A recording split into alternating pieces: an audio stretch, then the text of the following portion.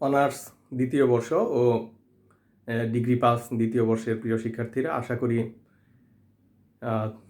এই সময় তোমরা সবাই ভালো আছো। নিশ্চয়ই তোমাদের খেয়াল আছে যে আমরা কোন চ্যাপ্টারটি পড়াচ্ছিলাম। অনলাইনে ক্লাসে তোমরা ভিডিওগুলো হয়তো নিয়মিত তোমরা আপডেট পাচ্ছ যে কোন পর্যন্ত আগাচ্ছি।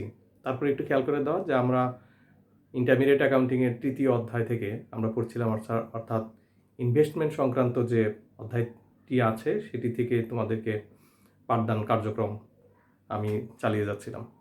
তো যাই হোক, এর আগে তোমাদের সাথে আলোচনা করেছিলাম যে কিভাবে আমরা মার্কেটেবল সিকিউরিটি যদি আমরা কিনি সেই ক্ষেত্রে আমরা কিভাবে রেকর্ড দিই, এবং আমরা আরেকটি কথা বলেছিলাম যে এখন তো আসলে আইএসের কিছু পরিবর্তন হয় বা নির্দেশনা একটু চেঞ্জ হয়, কিন্তু আমরা এখন কী করতে পারি, মার্কেট রেটেই কিন্তু আমরা রেকর্ড দিয়ে থাকি। তো আজকে মূলত তোমাদের সাথে বিস্তারিত একটি অঙ্ক কিভাবে আমরা করতে পারি বা জাবেদাতে কিভাবে রেকর্ড দিতে পারি সেই সংক্রান্ত বিষয়গুলো তোমাদের সাথে একটু আলাপ করব। বা এই যে পেছনে যে কাগজ দেখছো, এখানে কিছু জাবেদা লিখবো এবং এই জাবেদাগুলো একটু শেখার চেষ্টা করো। তো যাই হোক, কোভিডকালীন সময়ে এই আমরা অবশ্য ক্রান্তি বলতেছি যে, কারণ দীর্ঘদিন প্রায় সেই মার্চের 16 তারিখে আমাদের ক্লাস শেষ হয়েছে। 17 তারিখ বঙ্গবন্ধুর জন্মদিন ছিল এবং 18 তারিখ থেকে সরকারের নির্দেশনার কারণে কিন্তু আমাদের শিক্ষা প্রতিষ্ঠান বন্ধ রয়েছে। জানি না কবে স্বাভাবিক অবস্থা ফিরে আসবে, তবে আশা করি যে এই করোনার যে টিকা, সেই সুসংবাদ যেহেতু আমরা পেয়েছি, বিভিন্ন দেশে প্রয়োগ শুরুও হয়ে গিয়েছে, আশা করি আমাদের দেশেও শীঘ্রই চলে আসবে এবং সরকার এই বিষয়ে তৎপর আছে। তো আমরাও হয়তো টিকা পেয়ে যাব এবং টিকার পরে স্বাভাবিক অবস্থায় ফিরে আসবো। এছাড়া অনার্সের বিভিন্ন পরীক্ষাগুলো কিন্তু বন্ধ হয়ে রয়েছে, বিশেষ করে অনার্স ফাইনাল ইয়ারের যে শিক্ষার্থীরা রয়েছে তাদের এখন পর্যন্ত 5টি পরীক্ষা অবশিষ্ট রয়েছে। এদিকে বিসিএস সার্কুলার হয়ে গেছে, ওরা আবেদন করবে। তো যাই হোক, জাতীয় বিশ্ববিদ্যালয়কে একটু সাধুবাদ জানাই যে তারা যাতে ওরা অংশগ্রহণ করতে পারে সেই ব্যবস্থা গ্রহণ করেছে, কিন্তু বাকি পরীক্ষাগুলো নেওয়া অত জরুরি। ঢাকা বিশ্ববিদ্যালয়ে দেখলাম যে ওরা অনার্স মাস্টার্সের, আজকেই দেখলাম যে অনার্স মাস্টার্সের পরীক্ষাগুলো নেওয়ার জন্য বিভাগীয় প্রধানদেরকে বা বিভাগগুলোকে নির্দেশনা দিয়েছে। তো আশা করি জাতীয় বিশ্ববিদ্যালয় নির্দেশনা দিবে যাতে শিক্ষার্থীরা সে সঞ্জামে পড়ে না যায়। আর তোমরাও এই সচল রাখবে নিজেদের লেখাপড়াগুলো। শীতকালীন সময় সবসময় বলতেছি যে কোভিড কিন্তু এই মুহূর্তে কিন্তু আরও বেশি ছড়াবে, কারণ তোমরা নিশ্চয়ই খেয়াল করেছো গত 2-3 দিনে এই টেম্পারেচারটা ফল করতেছে এবং সূর্যের দেখা পাওয়াই যাচ্ছে না বললেই চলে। মাঝে মধ্যে উঁকি দেয় আবার চলে যায়। তো এই যে লুকোচুরি খেলা, টেম্পারেচার লো হয়ে যাওয়া, এই অবস্থায় কিন্তু কোভিডের আক্রান্তের পরিমাণ বেড়ে যাবে বা রোগ জীবাণু ছড়ানোর মাত্রা বাড়বে। অতএব তোমরা কিন্তু সচেতন হও। বের হওয়ার ক্ষেত্রে অবশ্যই মাস্ক ব্যবহার করো, বাসায় ফিরে সাবান দিয়ে হাত দাও বা স্যানিটাইজার ব্যবহার করো, এবং বাইরে থাকা অবস্থায় বারবার বলছি চোখে নাকে হাত দিবে না যতক্ষণ পর্যন্ত তোমরা এই পরিচ্ছন্নতা কার্যক্রম গ্রহণ না করছো। তো সেদিক থেকে শুধু যে আমি তোমাদেরকে বলছি তা না, আমার নিজেরও সজাগ হওয়া জরুরি, আমার পরিবারকেও সচেতন করা জরুরি। তো তোমরা ভালো থাকো আর লেকচারটা ফলো করো যে আমরা আসলে কি করব। তো এর আগে আমি একটু অঙ্কটা করার আগে কয়েকটি বিষয় তোমাদেরকে একটু মনোযোগ আকর্ষণ করছি। সেটি হচ্ছে যে, ধরো একটা সিকিউরিটি তুমি কিনলা, তো সিকিউরিটি যেহেতু আমি কিন্তু এখন বলছি যে আইএসের রুল অনুযায়ী, অর্থাৎ মার্কেট রেটে যদি আমি লিপিবদ্ধ করি, সেই ক্ষেত্রে আমরা কি কাজটা করি। তো মার্কেট রেটে যদি করি, ধরো তুমি এবছর একটা মার্কেটেবল সিকিউরিটি তুমি কিনলে শেয়ার মার্কেট থেকে বা ট্রেজারি বন্ড বা যে ধরনের হোক, ব্যাংকের মাধ্যমে এখন ট্রেজারি বিলগুলো কেনা যায়। তো তুমি যদি এটা কিনো তাহলে ঘটনা কি ঘটতে পারে, ধরো তুমি হোল্ড করতেছো মার্কেটেবল সিকিউরিটি। কিছু অনেকগুলো উপাদানের কথা বলেছি, এর মধ্যে কিছু আছে যে কয়েক বছর ব্যাপী হতে পারে। যে ধরো তুমি 2018 সালে তুমি কিনলে, তো 18 সালে যখন তুমি কিনেছো, কেনার পরে তুমি দেখলা যে বছর শেষে ওই মার্কেটেবল সিকিউরিটিটার দাম বেড়ে গেছে, মার্কেটেবল সিকিউরিটির দামটা বৃদ্ধি পেয়েছে। এটা ধরো 2000 কত বললাম, 18তে বললাম। 18তে তুমি শুরুতে কিনেছিলে, বছর শেষে দেখলা যে মার্কেটেবল সিকিউরিটির দাম বেড়ে গেছে। তো তোমাকে তো আগে বলেছি যদি মার্কেটেবল সিকিউরিটির দাম বেড়ে যায় তাহলে তোমাকে আনরিয়েলাইজ গেইন হিসেবে ওই মার্কেটেবল সিকিউরিটিটাকে অ্যাডজাস্ট করতে হবে বা বৃদ্ধি করতে হবে। তুমি কিন্তু বিক্রি করো না কিন্তু। এরপরে দেখা গেল যে 2019-এর যখন তুমি আসলা, তো 19-এর আবার তুমি এখনও তুমি হোল্ড করতেছো, সেটা তুমি বিক্রি করো নাই। তো যখন তুমি বিক্রি করতে গেলা বিক্রি করলা না, 2019 যখন শেষ হয়ে গেল, ধরো যে ফিনান্সিয়াল ইয়ার শেষ, তো আর্থিক বছর যখন শেষ, তখন তুমি দেখলা যে মার্কেটে তুমি যে দামে কিনেছিলা তার চেয়ে বেশি আছে, কিন্তু তুমি 2017-তে যে রেকর্ড দিছো তার চেয়ে কম আছে। অর্থাৎ 17 শেষে ধরো যে পরিমাণ টাকা তুমি আনরিয়ালাইজ প্রফিট দেখেছিলে তার চেয়ে কিছু টাকা কম আছে। তাহলে এখানে একটা বিষয় হলো। আবার ধরো 2020-এ তুমি আসলা, 2020-এ এসে এখন শেষ হলো, ধরো 2020-এর কোনো এক তারিখে কারণ তুমি ওই সিকিউরিটিটা মার্কেটে নিয়ে বিক্রি করতে গেলা, তো বিক্রি করতে যায় দেখলা যে এটার দাম তো ওরে বাবা অনেক বেড়ে গেছে। তো তখন তুমি কি করবা? এই যে ফার্স্টে কিনলা, বাড়লো, পরের বছর কমলো, তারপরের বছর আবার বেড়ে গেল, তখন কিভাবে তুমি রেকর্ড দিবা? আরেকটা হচ্ছে যখন অ্যাকচুয়াল প্রফিটটা যখন অর্জিত হয়ে যায়, যে ধরো লাস্ট ইয়ারে যায় ঠিকই প্রফিট হলো, আফটার 2 ইয়ার্স বা টু আর মোর, যে তখন তোমার প্রফিট হলো, সেই প্রফিটটা কিন্তু অ্যাকচুয়াল প্রফিট, এবং তখন কিন্তু এটাকে আমরা আনরিয়েলাইজ বলি না। হ্যাঁ, তখন কিন্তু এটা প্রফিটে রূপান্তর হয়ে যায়, যে sale on gain on marketable security বা profit on sale of marketable security, এরকম কিন্তু বিষয়বস্তু তখন রেকর্ড দেওয়া লাগে, কারণ তখন তোমার অ্যাকচুয়াল প্রফিট হয়ে গেছে। ওই প্রফিটটাকে তুমি আবার ইনকাম স্টেটমেন্টে বছর শেষে স্থানান্তর করবে, সেটা তো তোমাদের সাথে আগে আলোচনা করেছি। তাহলে এরকম ঘটতে পারে, আরেকটা ঘটতে পারে যে ক্ষতিও হইতে পারে। তো যাই হোক, আজকে আমি ওই প্রফিটের ইয়াটা নিয়ে আলোচনা করি। এই ক্ষেত্রে তোমাদের সামনে যদি কাগজ কলম থাকে তাহলে একটা অঙ্ক লিখতে পারো। যে আমি ধরে নিলাম যে 2018 সালের 18 সালের শুরুতে তুমি একটি মার্কেটেবল সিকিউরিটি কিনেছো। যে ধরো আচ্ছা ঠিক আছে, আমি প্রশ্নটাই বলি, তারপরে তুমি সেটিকে ধীরে ধীরে লিখে নিও। যে বলছি, আমাদের ওখানে কোনটা আছে, স্নোটেক্স, ধরো ধামরাইতে স্নোটেক্সের ইন্ডাস্ট্রি আছে, তো ওর নামটা ধরো ব্যবহার করলাম, যে Snowtex limited by a marketable security on 1 January 2018, টাকা 2 লাখ। তোমরা লিখতে পারছো? লিখতে না পারলে আমি আবারও বলছি, যে Snowtex limited purchase marketable security cost টাকা 2 lakh in 2018. At the end of the year, the market price of the security was টাকা 2,40,000. Full stop. At the end of 2019, the market price of the security was reduced to টাকা 2,30,000. আমি আবারও বলছি, at the end of 2019, the market price of the security was reduced to টাকা 2,30,000. Full stop. The securities were sold on June 30, 2020 at টাকা 2,60,000. আবার বলছি, the securities were sold on June 30, 2020, টাকা 2,60,000. Show the journal entries assuming that the increase is not show as realized income.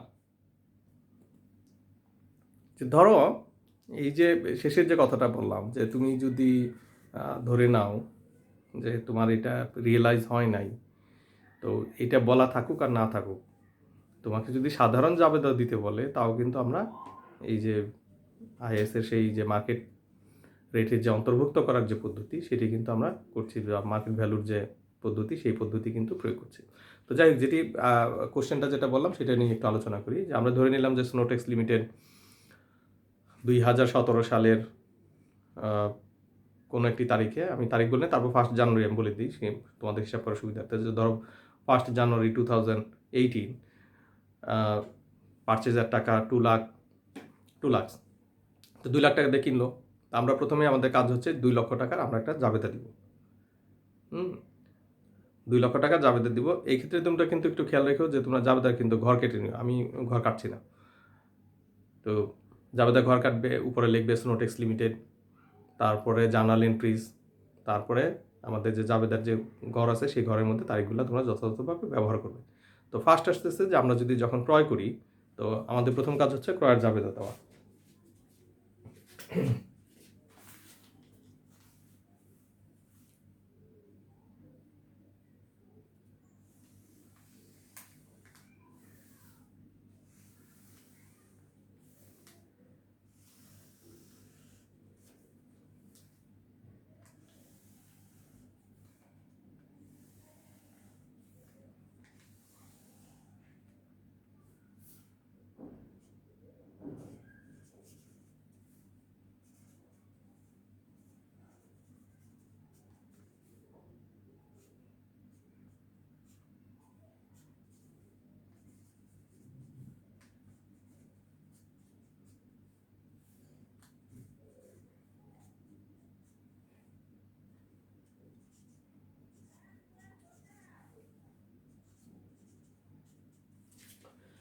তো আমরা কী করলাম, ঠিক আছে, জাবেদা ঘর কাটলাম তোমাদের সুবিধার্থে দেখার জন্য, কারণ তারিখগুলো, তাহলে জানুয়ারি 1 তারিখে আমরা কি তারিখটা ফার্স্ট আমরা দিয়ে দিলাম। তারপরে আমরা কি দিব, আমরা জাবেদা দিব যে marketable securities debit cash credit.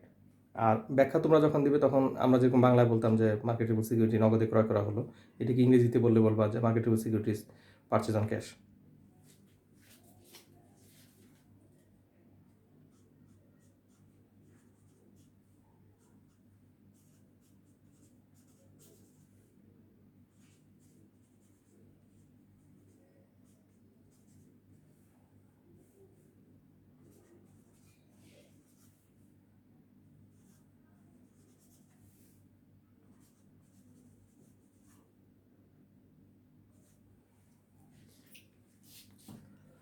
ঠিক আছে, তোমরা দেখতে না পেলেও আমি বলে দিচ্ছি এখানে কী লিখেছি। ফার্স্ট এটা হচ্ছে মার্কেটেবল সিকিউরিটিজ ডেবিট টাকা 2 লাখ আর ক্যাশ ক্রেডিট টাকা 2 লাখ। তাহলে প্রথম জাবেদা শেষ আমাদের জানুয়ারি 1 তারিখে। এবার আমরা কি বলেছিলাম যে at the end of the 2017 the marketable securities valued at টাকা 2,40,000। আমরা ধরে নিয়েছিলাম যে বছর শেষে সেই সিকিউরিটিসের মূল্য এসে দাঁড়িয়েছে 2,40,000 টাকা। তাহলে এখানে ভ্যালুটা ইনক্রিজ কতটুকু হয়েছে, এখানে ইনক্রিজ হয়েছে 40,000 টাকা। তাহলে এই 40,000 টাকাকে তুমি আনরিয়েলাইজ প্রফিট হিসাবে বা আনরিয়েলাইজ গেইন হিসাবে তুমি সেটাকে রেকর্ড দিবে, আর সিকিউরিটির ভ্যালুটাকে তুমি বৃদ্ধি করবে আর কি। তো যাই হোক আমি লিখে দিই, তারপরে দেখো। তাহলে মার্কেটেবল সিকিউরিটিজ ডেবিট, এটা হচ্ছে ডিসেম্বর 31st,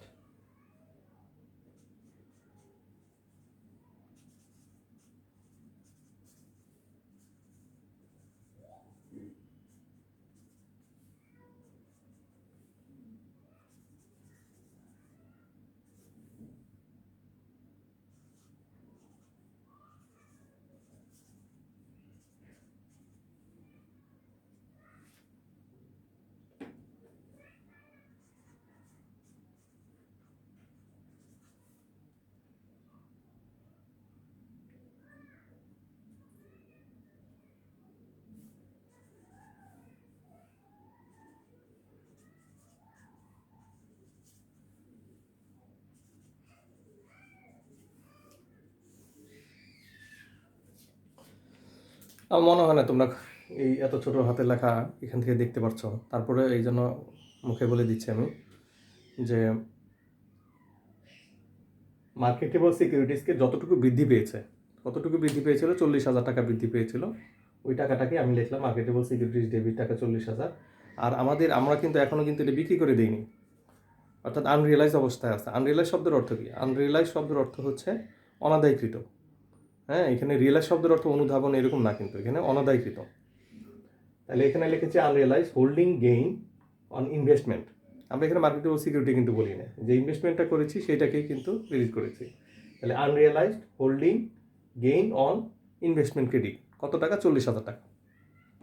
এরপরে আমরা বলেছিলাম যে 2019 সালে গিয়ে, বছর শেষে গিয়ে আমরা দেখলাম যে at the end of the 2019 the market value of securities reduce টাকা 2,30,000, এখানে একটা জিনিস খেয়াল রাখবে যে রিডিউস বাই থাকতে পারে, বাই থাকলে ওই টাকা দ্বারা কমাইবা। যেমন এখানে যদি বলতাম রিডিউস বাই টাকা 10,000, তাহলে 2,40,000 ছিল, 10,000 কমালে 2,30,000। আর এখানে রিডিউস টু বলে দিচ্ছি, কিন্তু রিডিউস টু বললে পরে ওই যে যত টাকা বলছে ওই টাকায়, তাহলে আমাদের বর্ধিত হওয়ার পরে হয়েছিল 2,40,000, আর রিডিউস টু মানে ওখানে কমাইয়া তোমাকে 2,30,000 টাকা আসতে হবে, তার মানে 10,000 টাকা কমছে। তাহলে তুমি কি করবে, তুমি যখন এই যে আনরিয়েলাইজ হোল্ডিং গেন যেটা, এটা তো তোমার আদায় হয়নি, তো এইটাকে তুমি হ্রাস করে দিবে। তো ঠিক আছে, এরপরে আমরা যাচ্ছি কত সালে, 2019-এর 2019 ডিসেম্বর 31। জাস্ট এই দ্বিতীয় যাবে যেটাকে তুমি উল্টাই দিবে আর কি।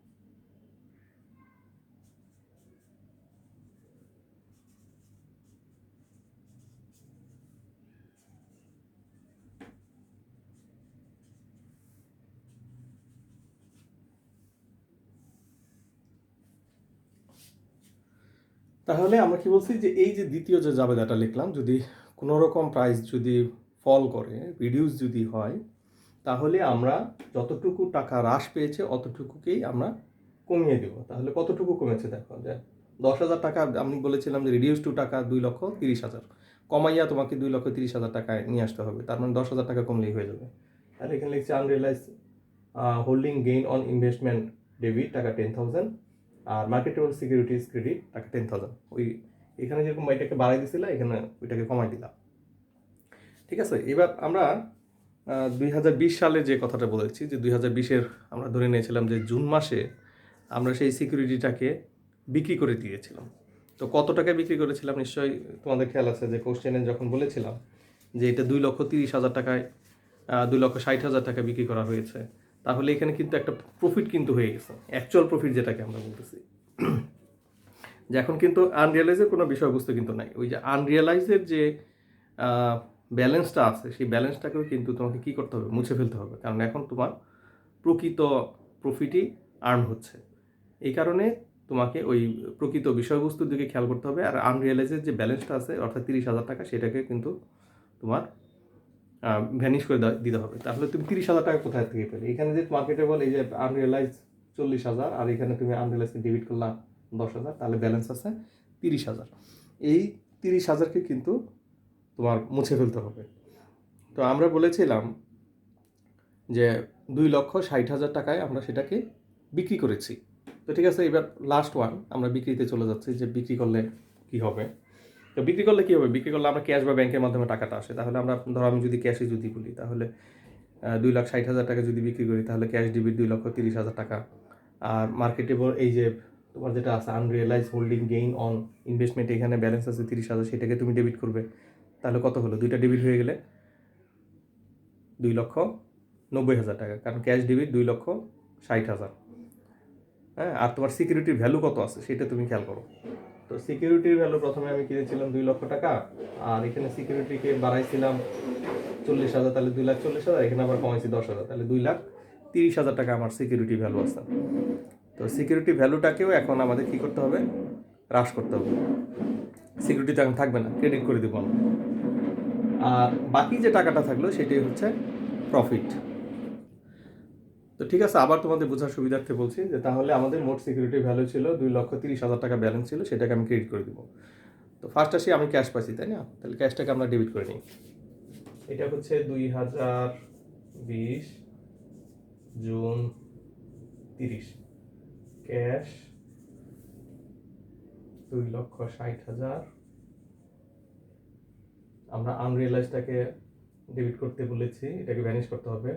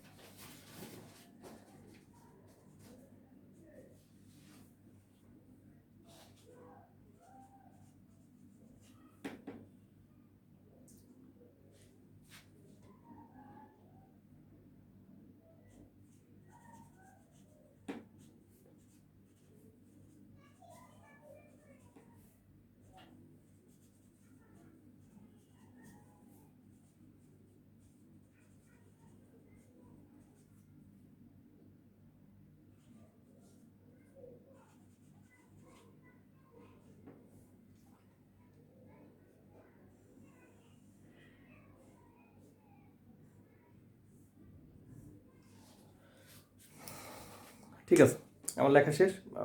এবার আলোচনাটা আবার একটু করে দিই। তাহলে আমরা কত টাকা বিক্রি করেছি?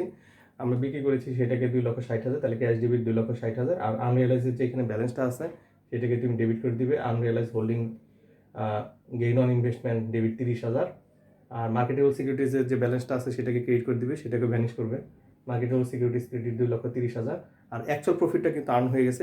এই যে মার্কেটেবল সিকিউরিটিজ ক্রয় বিক্রয়ের ফলে যে প্রফিটটা, অ্যাকচুয়াল প্রফিট, সেটা হচ্ছে তোমার 60,000। তাহলে profit on sale of marketable securities 60,000, অর্থাৎ লাস্টলি যেটা ব্যালেন্স থাকলো সেটাকে আসলে অ্যাডজাস্টমেন্ট দেওয়া।